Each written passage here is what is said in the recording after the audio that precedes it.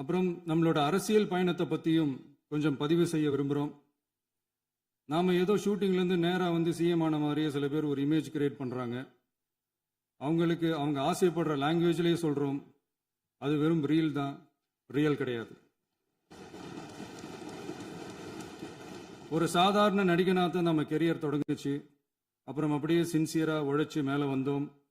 நம்ம கெரியரில் நாம் மேலே வந்ததுக்கு இந்த விஜய் ஒருத்தன் மட்டுமே காரணம் இல்லை, அவனோட உழைப்பு மட்டுமே காரணம் இல்லை.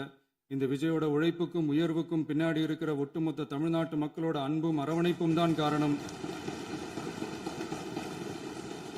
ஒவ்வொரு வீட்டில் இருக்க ஒவ்வொருத்தரும் நம்மளை அவங்க வீட்டில் ஒருத்தனா ஏற்றுக்கிட்டது தான் நமக்கு கடவுளும் மக்களும் தந்த மிகப்பெரிய வரம். அதுக்காகவே கடவுளுக்கு சமமான நம்மளோட சொந்தங்களான தமிழக மக்கள் அனைவருக்கும் மீண்டும் மீண்டும் நன்றி. இப்படி நம்மளை தாயன்போடு அள்ளி அரவணைச்ச தமிழ்நாட்டு மக்களுக்கு நாம் எப்படியெல்லாம் துணையாக இருந்தோம், எப்படியெல்லாம் மக்களோட மக்களாக இருந்தோம்னு சொல்கிறேன்.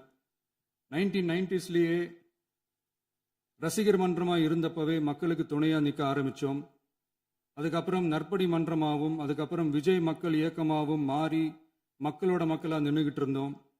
2008 ஈழத் தமிழருக்கு ஆதரவாக உண்ணாவிரதம் போராட்டம் செஞ்சோம். போர் முடிவுக்கு வரணும், நம்ம தொப்புள் கூடிய உறவுகளான ஈழத் தமிழர்களுக்கு பாதுகாப்பான நிம்மதியான ஒரு வாழ்வு கிடைக்கணும்னு அன்னைக்கே கோரிக்கை வச்சோம். 2009 ஆரம்பிச்ச விஜய் மக்கள் இயக்கம் வழியா நம்மளோட மக்கள் நல பணிகளை எக்ஸ்டெண்ட் அண்ட் எக்ஸ்பேண்ட் பண்ணிக்கிட்டே வந்தோம். கல்விக்கு துணையா இருந்தோம், சோஷியல் சர்வீஸ் செஞ்சோம், வெள்ள நிவாரணத்தில் துணையா இருந்தோம், கொரோனா காலத்தில் மக்களுக்கு தோள் கொடுத்தோம். விலையில்லா விருந்தகம், குருதியகம், முட்டைப்பால் ரொட்டி திட்டம், விழியகம், பயிலகம், நூலகம், இப்படி பல வழியில மக்களுக்கு துணையா இருந்தோம். அப்புறம் நம்மளோட திரைப்படங்கள்ல நம்மளால முடிஞ்ச வரைக்கும் ஊழல் எதிர்ப்பை சொன்னோம், சமூக நீதியை சொன்னோம், கல்வியை பத்தி சொன்னோம், அரசியலை பத்தி சொன்னோம். அரசியலை பத்தி பேசுனதுனால நம்ம படங்கள் சந்திச்ச இது வரைக்கும் சந்திக்கிற பிரச்சனையை பத்தி எல்லாருக்குமே தெரிஞ்சது தான். இது மட்டும் இல்லாம 2011 நாகப்பட்டினத்தில் மீனவர் பிரச்சனைகளுக்கு ஆதரவாக ஒரு பெரிய பொதுக்கூட்டம் நடத்தினோம். மீனவர்கள் மீதான தாக்குதலை கண்டிச்சு பேசி அதில் நம்மளோட எதிர்ப்பை பதிவு செஞ்சோம்.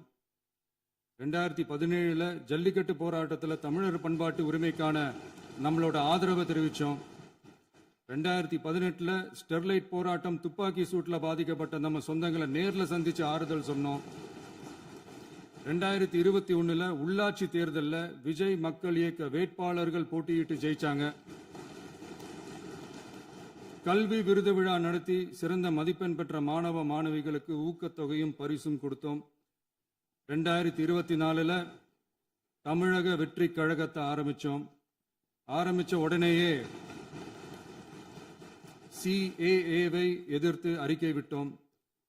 அரசியல் கட்சி ஆரம்பிச்சு விழுப்புரம் மாவட்டத்தில் விக்கிரவாண்டியில் நம்மளோட முதல் மாநில மாநாட்டிய வெற்றி கொள்கை திருவிழாவை நடத்தினோம்.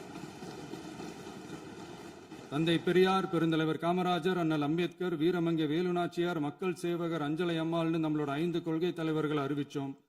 இந்தியாவிலே 2 பெண் ஆளுமைகளை கொள்கை தலைவர்கள் அறிவிச்ச ஒரே கட்சி நம்ம டிவிக்கு மட்டும்தான் என்ற பெருமையோடு அறிவிச்சோம். பெரியார் சொன்ன மாதிரியே அவர் சொன்னதில் நமக்கு ஏற்புடையதை மட்டும் எடுத்துக்கிட்டோம். அவரோட கடவுள் மறுப்பு கொள்கையில நமக்கு உடன்பாடு இல்லைன்னு ஓப்பனா அறிவிச்சோம். நமக்கு கடவுள் நம்பிக்கை உண்டுன்னு அறிவிச்சோம். யாரோட நம்பிக்கைக்கும் நாம் எதிரானவங்க இல்லைன்னு தெளிவா அறிவிச்சோம். பெண் கல்வி, பெண்கள் முன்னேற்றம், சமூக சீர்திருத்தம், சமூக நீதி, இப்படி பெரியாரோட கருத்துக்களை நிறையவே ஏத்துக்கிட்டோம்னு அறிவிச்சோம். அண்ணல் அம்பேத்கரோட சம வாய்ப்பு, சம நீதி, சமத்துவத்தை ஃபாலோ பண்ணுவோம்னு அறிவிச்சோம்.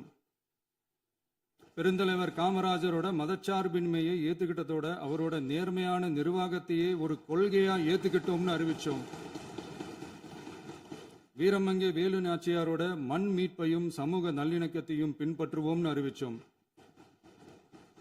மக்கள் சேவகர் அஞ்சலை அம்மாளோட விடுதலை வேட்கையையும் மக்களோட வாழ்வாதாரத்துக்காக உறுதியாக நிற்கிறதையும் பின்பற்றுவோம்னு சொன்னோம்.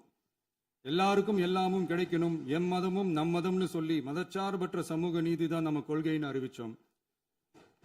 நம்ம கொள்கை எதிரி யாரு, அரசியல் எதிரி யாருன்னு ஓப்பனா அறிவிச்சோம். எல்லாத்துக்கும் மேல பிறப்புக்கும் எல்லா உயிர்க்கும்ன்றத நம்மளோட அடிப்படை அரசியல் கோட்பாட்டா அறிவிச்சுட்டு தான் அரசியலுக்கே வந்தோம். நம்ம மதுரை மாநாட்டில் நம்மளோட தேர்தல் அரசியல் மற்றும் ஆட்சி அதிகார அரசியல் வழிகாட்டியா அறிஞர் அண்ணாவையும் புரட்சி தலைவர் எம்ஜிஆரையும் ஏத்துக்கிட்டதா அறிவிச்சோம். அப்புறம் இன்னனையும் நாம இங்க பதிவு செஞ்சே ஆகணும். எல்லாரும் கட்சி ஆரம்பிச்சுட்டு தான் ஒவ்வொரு வீட்டுக்குள்ளேயும் போவாங்க. ஆனா நாம ஒவ்வொரு வீட்டுக்குள்ளேயும் போனதுக்கு அப்புறம் தான் கட்சியவே ஆரம்பிச்சிருக்கிறோம். ஒவ்வொரு வீட்டுல ஒவ்வொருத்தரும் நம்மள அவங்க பிள்ளையா, மகனா, அண்ணனா, தம்பியா ஏத்துக்கிட்டதும் இயல்பா நடந்துச்சு.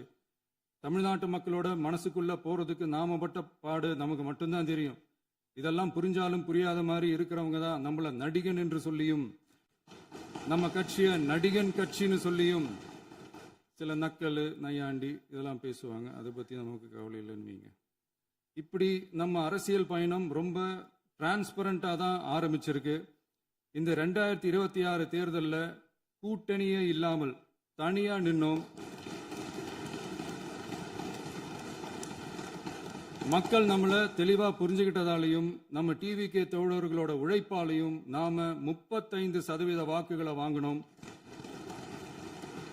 1,72,00,000 வாக்குகளோட தமிழ்நாட்டிலேயே தனி பெரும் கட்சியா வந்தோம். தமிழக மக்களாலையும் நம்மளோட ஆதரவு இயக்கங்களாலையும் இதோ இன்னைக்கு இங்க நம்ம டிவிகே ஆளும் கட்சியா உட்கார்ந்துருக்கிறோம். இந்த ஆளும் கட்சியா ஆனதும் அவ்வளவு சாதாரணமாலாம் நடந்துடல. 2.25 வருஷத்துல ஆட்சிக்கு வந்துட்டீங்கன்னு ரொம்ப கிண்டலா கேலியா சிலர் பேசுறாங்க.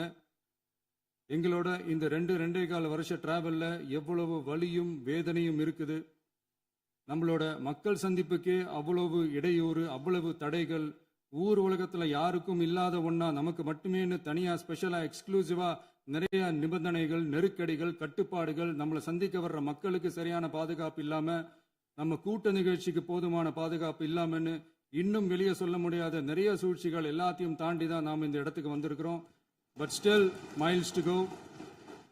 நம்ம டிராவல்ல எல்லாத்துக்கும் உச்சமா நம்மளோட சொந்தங்கள், நம்மளோட உறவுகள், 41 பேர் கரூர் சம்பவத்தில் இழந்த வேதனை எல்லாம் எப்படி சொல்றதுனே தெரியல. நம்ம மனசை விட்டு என்னைக்கும் அந்த வலியும் வேதனையும் நீங்கவே நீங்காது. அதுலயும் நம்ம மேலேயே பழி போட்ட கொடுமையெல்லாம் இருக்கும் பாருங்க, அதெல்லாம் வேற லெவலுங்க.